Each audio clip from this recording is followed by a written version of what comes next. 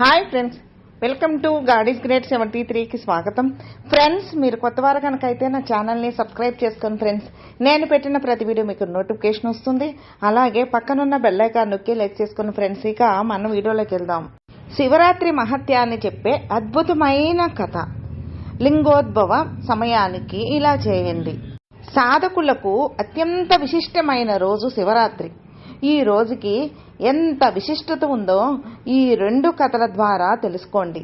కాశీఖండంలో ఉన్న కథ ప్రకారం యజ్ఞదత్తుడు అనే బ్రాహ్మణుడికి లేక ఓ కొడుకు పుట్టాడు. పేరు గుణనిధి. చిన్నప్పుడే ఉడుగు చేయించి దైవ కార్యాలు చేయించేవాడు. యుక్త వయసు వచ్చిన తర్వాత దేవుడిపై ఉండే భక్తిని యవ్వనంలో ఉండే విషయాలపై పెట్టాడు. రాజపురోహితుడుగా విధి నిర్వహణలో పనిచేసే తండ్రి తనయుడిని పట్టించుకోలేదు.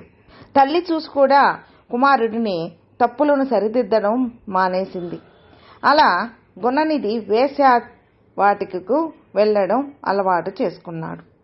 ఓసారి రాజుగారి ఆస్థానంలో నృత్యం చేసిన ఓ వేశ్య వేలికి ఉంగరం చూసి ఆశ్చర్యపోయాడు మహారాజు. ఆ ఉంగరం ఆమె దగ్గరికి ఎలా వెళ్ళిందంటూ ఆరాలు తీసిన భార్య నిజం చెప్పదు. అప్పటికే చేయి దాటిపోయిన కొడుకు గుణనిధిపై నిఘా పెట్టాడు తండ్రి యజ్ఞదత్తుడు. ఎప్పుడైతే తండ్రికి మొత్తం తెలిసిందని అర్థమైందో ఇంటి నుంచి పారిపోయాడు. రోజంతా ఆకలితో ఉండిపోయాడు. ఏమీ దొరక్క అర్ధరాత్రి సమయంలో గర్భగుడిలో అడుగుపెట్టాడు. అక్కడ చీకటిగా ఉందని తన ఉత్తరీయం చించి పక్కనే ఉన్న నూనెలో ముంచి దీపం వెలిగించాడు.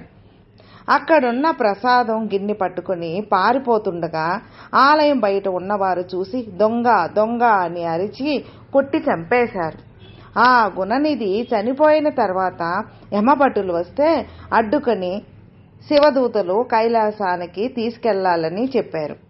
ఎందుకు అని అడిగితే అప్పుడు శివదూతలు ఇలా చెప్పారు. శివరాత్రి రోజు ఉపవాసం చేశాడు, జాగరణ చేశాడు, దీపం వెలిగించాడు, శివలింగాన్ని దర్శించుకున్నాడు, ప్రసాదం గిన్నె చేత్తో పట్టుకుని ప్రాణం విడిచాడు. ఇంతకన్నా పుణ్యం ఏముంటుందని యమభటులకు చెప్పిన శివదూతలు గుణనిధిని కైలాసానికి తీసుకెళ్లారు. లింగ పురాణం ప్రకారం మరో కథ. ఓ వేటగాడు అడవికి వెళ్ళి ఎంత వెతికినా జంతువు ఏదీ దొరకలేదు. ఆకలితో ఉన్నాడు. చీకటి పడింది. ఇంతలో సింహం వెంట పడింది. వెంటనే ఆ పక్కనే ఉన్న చెట్టు ఎక్కేశాడు. ఆకలి దాహం వేస్తోంది. పక్కనే ఉన్న సొరకాయ బుర్రలో నీళ్లున్నాయేమో చూశాడు. కానీ చెట్టెక్కే క్షణంలో తల తగిలి ఆ నీళ్లు కింద పడ్డాయి. చెట్టుపై నిద్రపోతే కింద పడిపోతే సింహం తినేస్తుందనే భయంతో ఉన్నాడు.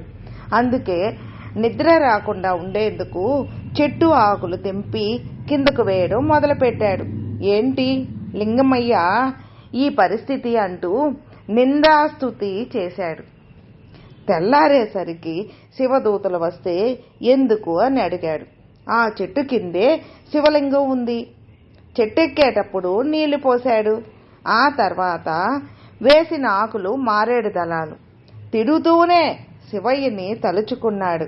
ఓ శివయ్య ఏంటి అని. ఏమిటంటే కింద సింహం ఉంది, పైనుంచి కిందకు వస్తే సింహం తినేస్తుంది అని శివయ్యని తిట్టుకుంటూ ఆకులు వేస్తూ ఉంటాడు. ఎందుకని? ఆకులు వేస్తే ఆకులు తింటూ అది వెళ్ళిపోతుందేమో, ఆకలితో నా మీదకి దూకి నన్ను తినాలనుందేమో అని ఇలా చేస్తాడు. అలా ఆ రోజు శివరాత్రి కావడంతో ఇంతకు మించి పుణ్యం ఏముంటుంది? అందుకే నీకు శివ సాయుధ్యం లభించిందని చెప్పారు శివదూతలు. మహాశివరాత్రి రోజు చేసే జాగరణ, ఉపవాసం, అభిషేకం, నమస్కారం, శివస్థుతికి ఎంత విశిష్టత ఉందో ఇంతకన్నా నిదర్శనం ఏం కావాలి? అంటే ఎన్ని పాపాలు చేసినా శివరాత్రి రోజు శివ పూజ చేస్తే తొలగిపోతాయా అనే అర్థం చేసుకోవడం కాదు, పాపం చేయాలనే ఆలోచన కూడా రాకూడదన్నదే ఈ కథల వెనుక ఆంతర్యం. ఓం శివోహం. ఓం నమ శివాయ నమః. ఫ్రెండ్స్, మీకు ఈ వీడియో నచ్చితే లైక్ చేయండి, మీ ఫ్రెండ్స్కి షేర్ చేయండి. సబ్స్క్రైబ్ చేసుకున్నట్లయితే ప్లీజ్ సబ్స్క్రైబ్ చేసుకోండి. నేను పెట్టిన ప్రతి వీడియో మీకు నోటిఫికేషన్ వస్తుంది. అలాగే మీ అభిప్రాయాన్ని కామెంట్లో మెసేజ్ చేయండి. ఓం నమ శివాయ నమః.